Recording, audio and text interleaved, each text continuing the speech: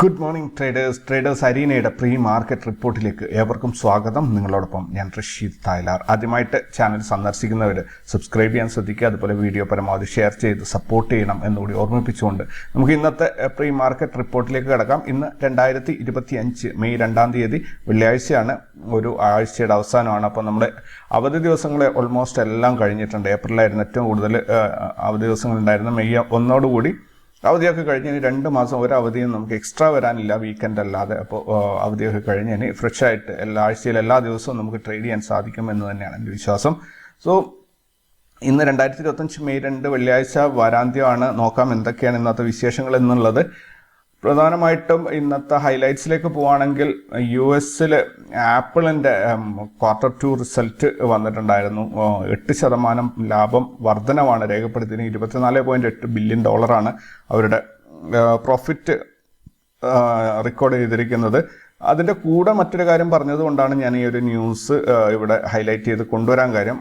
അതിൻ്റെ കൂടെ ഈ റിപ്പോർട്ട് പബ്ലിഷ് ചെയ്യുന്നതിൻ്റെ കൂടെ അവർ പറഞ്ഞു ഇനി വരാൻ പോകുന്ന ഐഫോണുകൾ, ഡിസ്ട്രിബ്യൂട്ട് ചെയ്യപ്പെടുന്ന ഐഫോണുകൾ ഏറ്റവും കൂടുതൽ അത് ഇന്ത്യയിൽ നിന്ന് തന്നെ ആയിരിക്കും എന്ന് അതിൻ്റെ പ്രസ് കോൺഫറൻസിൽ ഒരു സ്റ്റേറ്റ്മെൻറ്റ് വന്നിട്ടുണ്ട്. തീർച്ചയായിട്ടും അതുകൊണ്ടാണ് ഞാൻ ഇത് ഇവിടെ പ്രത്യേകം ഹൈലൈറ്റ് ചെയ്ത് പറയാൻ കാര്യം.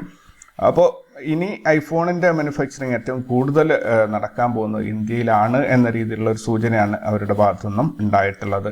ദെൻ അടുത്ത ചോദ്യം 24,500 കട്ട് ചെയ്ത നിഫ്റ്റിക്ക് മുകളിലോട്ട് പോകാൻ പറ്റുമോ എന്നുള്ളതാണ്. ജിയോ പൊളിറ്റിക്കൽ ഇഷ്യൂസ് അതുപോലെ നിൽക്കുകയാണ്. അതിൻ്റെ ഇടയിൽ മാർക്കറ്റ് എങ്ങോട്ട് പോകും ഒരു അൺസർട്ടനിറ്റിയാണ്. പ്രത്യേകിച്ച് ഇന്നൊരു വീക്കെൻഡ് കൂടിയാണ്. ഇന്നലെ അവധിയായിരുന്നു.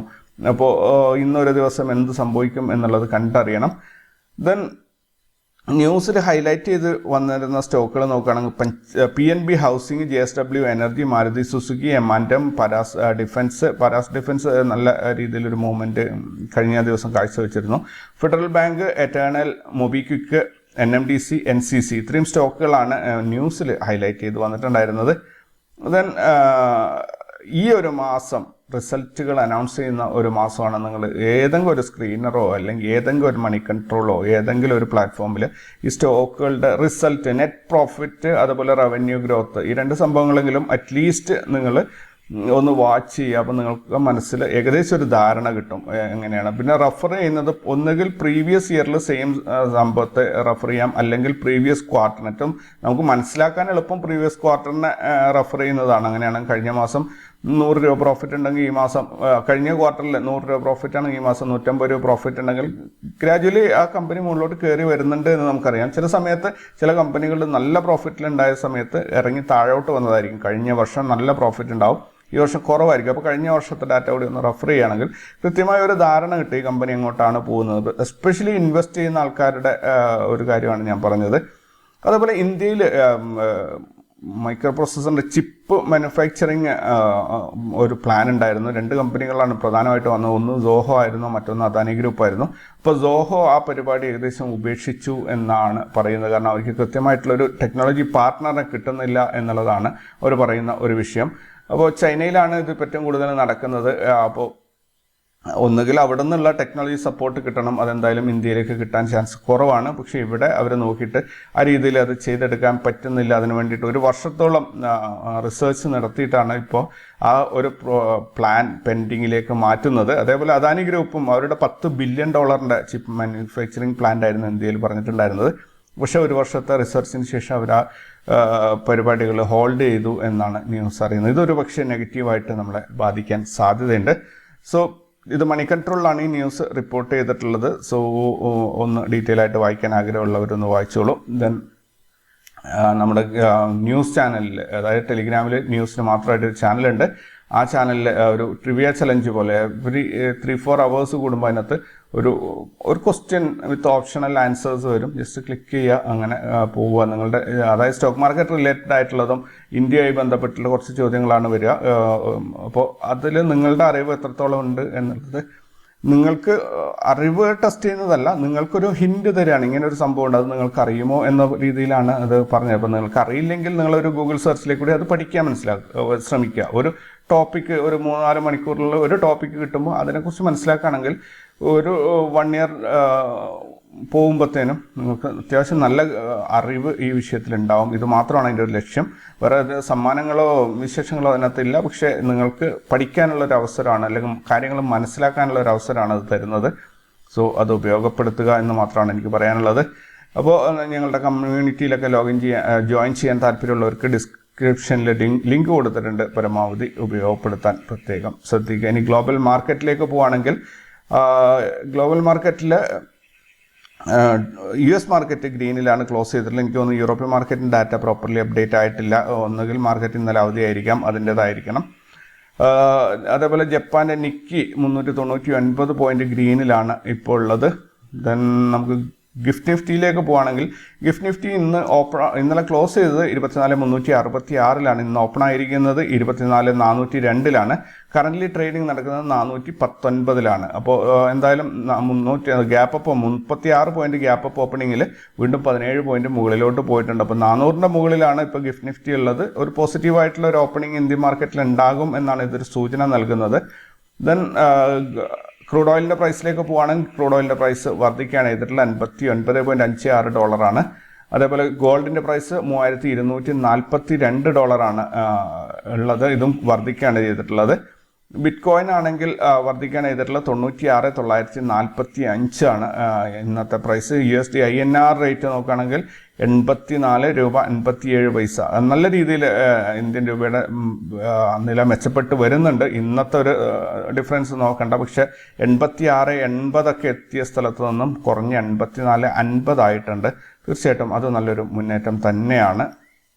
ദെൻ ഗ്ലോബൽ ഈവൻസിലേക്ക് നോക്കുകയാണെങ്കിൽ ഇന്ത്യയിൽ നിന്നുള്ള ഈവൻസ് തന്നെ കുറേ ഉണ്ട്. ഇന്ത്യയിൽ നിന്നുള്ള ഡാറ്റ ഇന്ന് റിലീസ് ചെയ്യേണ്ടത് S&P global manufacturing PMI, bank loan growth, deposit growth, FX foreign reserves US ഡോളറിലുള്ള. ദെൻ US എന്നുള്ള ഡാറ്റ നോക്കുകയാണെങ്കിൽ Fed balance sheet, reserve balance with Federal Reserve banks, average hourly earnings month on month, average weekly hours, government payrolls, manufacturers payrolls, non farm payrolls, participation rate, private non farm payrolls. ഇത്രയും ഇതല്ല, ഇതിൽ കൂടുതൽ events ഉണ്ട്. എനിക്ക് ഈ ഒരു ഷീറ്റിനകത്ത് ഇത്ര list ചെയ്യാൻ പറ്റിയിട്ടുള്ളൂ. ദെൻ ഇന്ന് റിസൾട്ട് അനൗൺസ് ചെയ്യുന്ന കമ്പനികളിലേക്ക് നോക്കുകയാണെങ്കിൽ Nitta gelatin India, Nagarjuna agritech, trans warranty finance, Moksh ornaments, Thamar enterprises, Omax autos, TRF petro carbon and chemicals, Subex, Sadhana nitro chemicals, Nugen software technologies, Tatvachintan pharma, PNB gilts, Yasho industries. ഇത്രയല്ല കമ്പനികൾ ഒരുപാട് കൂടുതലുണ്ട്. ഇത് ഏതാനും കമ്പനികളാണ് ഞാൻ വായിച്ചത്. FNO ബാനിൽ RBL ബാങ്ക് മാത്രമാണുള്ളത്. മിനിഞ്ഞാന്നും ഇത് മാത്രമാണ് ഉണ്ടായിരുന്നത്. ഇൻസ്റ്റിറ്റ്യൂഷണൽ ആക്ടിവിറ്റീസ് നോക്കാൻ കഴിഞ്ഞ 30-ാം തീയതി ഫോറിൻ ഇൻസ്റ്റിറ്റ്യൂഷൻസ് 50 കോടിയുടെ നെറ്റ് ബൈയിങ് ആണ് ചെയ്തത്. ഡൊമസ്റ്റിക് ഇൻസ്റ്റിറ്റ്യൂഷൻസ് 1792 കോടിയുടെ നെറ്റ് ബൈയിങ് ആണ് ചെയ്തത്. അങ്ങനെ മൊത്തത്തിൽ 1842 കോടി രൂപ ഇന്ത്യൻ മാർക്കറ്റിലേക്ക് നിക്ഷേപം എത്തിയതായിട്ടാണ് കാണുന്നത്. ഇനി സെക്ടറൽ പെർഫോമൻസിൽ ഓട്ടോ സെക്ടർ മാത്രമാണ്. ഓട്ടോ സെക്ടറും ഫാർമ റിയാലിറ്റി 3 ഗ്രീനിൽ അവസാനിച്ചിട്ടുള്ളത്. ബാക്കിയെല്ലാം തന്നെ റെഡിലാണ് അവസാനിച്ചിരിക്കുന്നത്. Nifty BeES, bank BeES, pharma BeES, gold BeES, auto BeES, IT BeES എല്ലാം റെഡിലാണ് കഴിഞ്ഞ ദിവസം അവസാനിച്ചിരിക്കുന്നത്. ദെൻ എന്താ പറയുക, ബയേഴ്സ് മാത്രം ആക്റ്റീവായിട്ടുണ്ടായിരുന്ന സ്റ്റോക്കുകൾ നോക്കുകയാണെങ്കിൽ NSEയിൽ സുപ്രീം ഹോൾഡിങ്സ്, അഫോർഡബിൾ ട്രോബോ, Vishal Mega Mart, health care global, Vectra, jet freight log, Virinchi, then സെക്മാർ കൺസൾട്ട്, പോക്കർന, ഗോ ഫാഷൻ. ഇത്രയും സ്റ്റോക്കുകളാണ് ഹയസ്റ്റ് ബയേഴ്സ് ആക്റ്റീവായിട്ടുണ്ടായിരുന്ന സ്റ്റോക്കുകൾ. ദെൻ സെല്ലേഴ്സ് മാത്രം ഉണ്ടായിരുന്നു നോക്കുകയാണെങ്കിൽ ജയ്സ്വാൾ നെക്കോ, ആഷിമ, ബെനാരി SPG, west life food, premier explo, G-Tech ജെയിൻസ്, zodiac clothing, shoppers stop, then Walchand Nagar, GSS infotech. ഈ ഷോപ്പേഴ്സ് സ്റ്റോപ്പൊക്കെ അത്യാവശ്യം കേട്ട് പരിചയമുള്ള സോഡിയാക് ക്ലോത്തിങ്, ഇതൊക്കെ അത്യാവശ്യം കേട്ട് പരിചയമുള്ള സ്റ്റോക്കുകളാണ്. എന്തെങ്കിലും ഇഷ്യൂസ് കൊണ്ട് അതിനകത്ത് സെല്ലേഴ്സ് മാത്രം ആയതായിരിക്കാം. ഇനി നിഫ്റ്റിയുടെ കഴിഞ്ഞ ദിവസത്തെ പെർഫോമൻസ് നോക്കുകയാണെങ്കിൽ നിഫ്റ്റി 7 പോയിന്റ് നഷ്ടത്തിൽ 24,334 കഴിഞ്ഞ ദിവസം ക്ലോസ് ചെയ്തത്. ഈ ആഴ്ചയിൽ ഇതുവരെയായിട്ട് ഈ ആഴ്ചയിൽ 263 പോയിന്റിന്റെ ഒരു മുന്നേറ്റമാണ് നിഫ്റ്റിക്ക് ലഭിച്ചിരിക്കുന്നത്. ഈ മാസം ഇതിപ്പം ഏപ്രിൽ മെയ് മാസമായി 7 പോയിന്റിൻ്റെ ഒരു നഷ്ടം തന്നെയാണ് നിഫ്റ്റിക്ക് റിപ്പോർട്ട് ചെയ്തിട്ടുള്ളത്. കഴിഞ്ഞ മാസം 981 പോയിന്റിൻ്റെ ഒരു മുന്നേറ്റമാണ് നിഫ്റ്റിക്ക് ഉണ്ടായിരുന്നത്. ദെൻ ഇനി ഇന്നത്തെ മറ്റ് ഇൻഡെക്സുകൾ നോക്കുകയാണെങ്കിൽ എല്ലാ ഇൻഡെക്സുകളും കഴിഞ്ഞ ദിവസം റെഡിലാണ് അവസാനിച്ചിട്ടുള്ളത്. ഇനി ഇന്നത്തെ ഉള്ള ഡാറ്റ നോക്കണം. PCR വന്നിരിക്കുന്നത് 1.11 ആണ്. ഹയസ്റ്റ് കോൾ റേറ്റിംഗ് ഉള്ളത് 26,100 1 ലക്ഷമാണ് വന്നിരിക്കുന്നത്. ഹയസ്റ്റ് പുട്ട് റേറ്റിംഗ് 24,000 അതും 1 ലക്ഷമാണ് വന്നിരിക്കുന്നത്. വിക്സ് വന്നിരിക്കുന്നത് 18.22 വിക്സ് വന്ന് നിൽക്കുന്നത്. സ്പോട്ട് പ്രൈസ് 24,334 24,500 കടക്കുക എന്നുള്ളതാണ് ഏറ്റവും വലിയ ഒരു ടാസ്ക്. ഇനി CPR വന്നിരിക്കുന്നത് 24,322 310 297 ഏകദേശം ഒരു 25 പോയിന്റ് ഗ്യാപ്പിലാണ് CPR ഉള്ളത്. വലിയൊരു വൈഡ് CPR ഒന്നും അല്ല, എന്നാലും. ദെൻ നോ ട്രേഡ് സോൺ വന്നിരിക്കുന്നത് 24,332 304 ആണ്. 28 പോയിന്റിന് നോ ട്രേഡ് സോണും ഉണ്ട്. അപ്പം 297 നമുക്ക് ബ്രേക്ക് ഡൗൺ ലെവലായിട്ടും 332 ഒരു ബ്രേക്ക് ഔട്ട് ലൈനായിട്ടും കണക്ക് കൂട്ടേണ്ടി വരും. അപ്പോൾ 35 പോയിന്റിൻ്റെ നോ ട്രേഡ് സോണാണ് നമുക്ക് കിട്ടുന്നത്. 332 297 ഇടയിലുള്ള ഇതിൻ്റെ ഇടയിൽ മാർക്കറ്റ് ഓപ്പൺ ആവുകയാണെങ്കിൽ 24,332 കട്ട് ചെയ്ത് മുകളിലോട്ട് പോകുമ്പോൾ അത് 558 വരെ പോകാനുള്ള ഒരു 226 പോയിന്റോളം മുന്നേറ്റം കിട്ടാനുള്ള ഒരു സാധ്യതയുണ്ട്. ഇനി അഥവാ 297 കട്ട് ചെയ്ത് താഴോട്ട് ഇറങ്ങുന്നെങ്കിൽ അത് 111 വരെയും പോകാനുള്ള, അതായത് 180ഓളം പോയിന്റ് താഴോട്ട് പോകാനുള്ള ഒരു സാധ്യതയുണ്ട്. ഇവിടെ മുകളിലോട്ട് പോകുമ്പോൾ മറ്റൊരു കാര്യം ശ്രദ്ധിക്കേണ്ടത് 24,558 എന്ന് പറയുമ്പോൾ 24,500 ഒരു സൈക്കോളജിക്കൽ റെസിസ്റ്റൻസ് വരും. അപ്പോൾ 24,484 516 ലെവലിൽ അവിടെ ഒരു റിജക്ഷൻ ചെറുതായിട്ടൊന്ന് പുൾ ബാക്ക്, എങ്ങനെ ഫാസ്റ്റായി പോകുന്നതും അത് ചെറുതായിട്ടൊന്ന് താഴോട്ട് ഇറങ്ങിയിട്ടേ തിരിച്ച് കയറി പോകുള്ളൂ. അത് നോർമലി കണ്ടുവരുന്ന ഒരു രീതിയാണ്.